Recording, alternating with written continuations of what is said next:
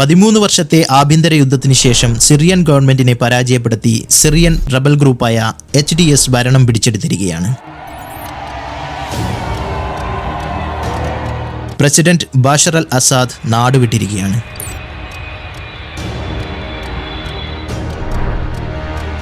സിറിയയിലെ ആഭ്യന്തര പ്രശ്നം കുറച്ച് കോംപ്ലിക്കേറ്റഡ് ആണ്. ഈ പ്രശ്നം എളുപ്പം മനസ്സിലാക്കാൻ സിറിയയുടെ ഓരോ പ്രദേശങ്ങളുടെയും കൺട്രോൾ ആരുടെ കയ്യിലാണ് എന്നും ആരൊക്കെയാണ് അവരെ സപ്പോർട്ട് ചെയ്യുന്നത് എന്നും മനസ്സിലാക്കണം.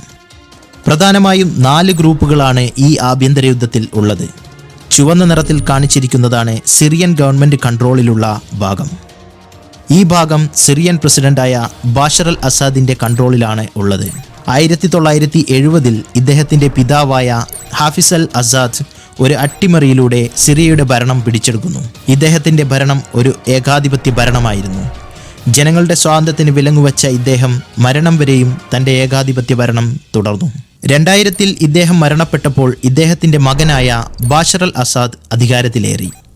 ഇദ്ദേഹം ജനാധിപത്യ വാഗ്ദാനങ്ങൾ എല്ലാം നൽകിയിരുന്നുവെങ്കിലും ഇദ്ദേഹവും ജനങ്ങളെ അടിച്ചമർത്തിക്കൊണ്ടാണ് മുന്നോട്ടു പോയത്. ഇത് സിറിയയിലെ ജനങ്ങൾക്കിടയിൽ വലിയ പ്രതിഷേധം ഉയർത്തി. കൂടാതെ സിറിയയിലെ 60% വരുന്ന ജനസംഖ്യ അറബ് സുന്നി വിഭാഗമാണ്. ബാഷർ അൽ അസാദ് ആകട്ടെ മൈനോറിറ്റി വിഭാഗമായ ഷിയ വിഭാഗത്തിലെ അലാവെ എന്ന വിഭാഗത്തിൽപ്പെട്ട ആളാണ്. അതുകൊണ്ട് തന്നെ സാമുദായിക വൈര്യവും കലാപം കൂടുതൽ വഷളാക്കാൻ ഇടയാക്കി. ഐക്യരാഷ്ട്രസഭയുടെ കണക്ക് പ്രകാരം ഇദ്ദേഹത്തിൻ്റെ ഭരണകാലത്ത് ഏകദേശം 10 ലക്ഷത്തിലധികം ജനങ്ങൾ അഭയാർത്ഥികൾ ആകേണ്ടി വന്നു. പലരും അയൽ രാജ്യങ്ങളിലേക്ക് പലായനം ചെയ്തു. ജോർദാൻ, തുർക്കി എന്നിവിടങ്ങളിൽ വൻതോതിൽ അഭയാർത്ഥി ക്യാമ്പുകൾ തുറക്കപ്പെട്ടു. നിരവധി പേർ യൂറോപ്പിലേക്കും അമേരിക്കയിലേക്കും പലായനം ചെയ്തു.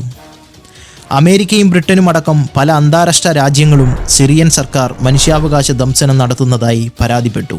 ഇതിൻ്റെയൊക്കെ ഭാഗമായി സർക്കാരിനെതിരെയുള്ള പ്രതിഷേധവും കലാപവും കൂടിക്കൂടി വന്നു. മഞ്ഞ നിറത്തിൽ കൊടുത്തിരിക്കുന്ന ഭാഗം സിറിയൻ ഡെമോക്രാറ്റിക് ഫോഴ്സ് അല്ലെങ്കിൽ SDFൻ്റെ കൺട്രോളിലാണ് ഉള്ളത്. പ്രധാനമായും കുർദിഷ് ഫൈറ്റേഴ്സാണ് ഈ ഗ്രൂപ്പിൽ ഉള്ളത്. ഇത് ഒരു ഓയിൽ റിച്ച് ആയിട്ടുള്ള ഭാഗമാണ്. ഈ ഭാഗങ്ങളിൽ ISISനെ ഇല്ലാതാക്കാൻ SDF പ്രധാന റോൾ വഹിച്ചു. ഇതിന് അമേരിക്കയുടെ സപ്പോർട്ടും SDFന് കിട്ടി. ബാഷർ അൽ അസാദ് മനുഷ്യാവകാശ ദംശനം നടത്തുന്നു എന്ന് പരാതിപ്പെട്ട USA അസാദിനെതിരെ SDFൻ്റെ പോരാട്ടങ്ങൾക്ക് സപ്പോർട്ട് കൊടുത്തു. ഈ ഭാഗം ഹയാത്ത് തഹ്രീർ അൽ ഷാം അല്ലെങ്കിൽ HTSൻ്റെ കൺട്രോളിലാണ് ഉള്ളത്. HTSന് മുൻപ് അൽ ഖ്വയ്ദയുമായി ബന്ധമുണ്ടായിരുന്നതുകൊണ്ട് അമേരിക്കയും UNുമൊക്കെ ഈ ഗ്രൂപ്പിനെ തീവ്രവാദ ഗ്രൂപ്പായി പ്രഖ്യാപിച്ചിരിക്കുകയാണ്. സിറിയയുടെ നോർത്ത് ഭാഗമായ ഇവിടെ തുർക്കിയുടെ സഹായത്തോടെ നിൽക്കുന്ന മറ്റൊരു റിബൽസ് ഗ്രൂപ്പിൻ്റെ നിയന്ത്രണത്തിലാണ് ഉള്ളത്. ഇവിടെ ചിലയിടങ്ങളിൽ ISIS നിയന്ത്രണത്തിലുമാണ് ഉള്ളത്.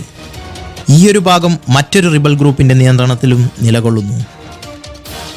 മൊത്തത്തിൽ നോക്കിയാൽ അമേരിക്കയുടെ സപ്പോർട്ടോടെ കുർദിഷ് ഗ്രൂപ്പായ FDS ഈ ഭാഗത്ത്, തുർക്കി, ഖത്തർ, സൗദി സപ്പോർട്ടോടെ റിബൽ ഗ്രൂപ്പ് ഈ ഭാഗത്ത്, HTS ഈ ഒരു ഭാഗത്ത്, ISISും മറ്റ് റിബൽ ഗ്രൂപ്പുകളും ഈ ഒരു ഭാഗത്ത്.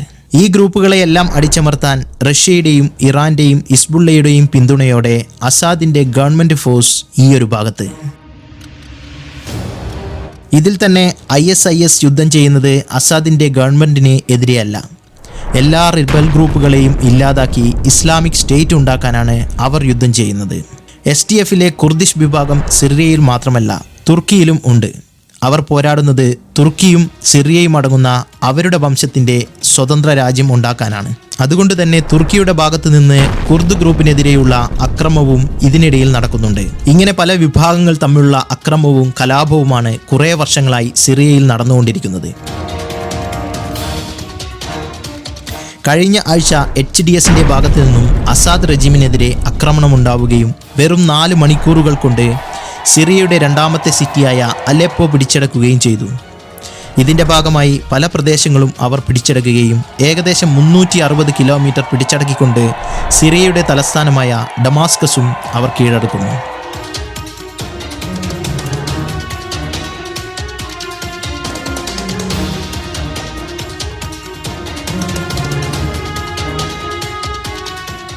HTSന് അസാദ് റെജിമിനെ ഇത്ര എളുപ്പത്തിൽ കീഴടക്കാൻ കഴിഞ്ഞത് എങ്ങനെയാണ്? അസാദ് റെജിം ഇത്രയും നാൾ പിടിച്ചു നിന്നത് റഷ്യ, ഇറാൻ, ഹിസ്ബുള്ള എന്നിവരുടെ സപ്പോർട്ടോടു കൂടിയായിരുന്നു.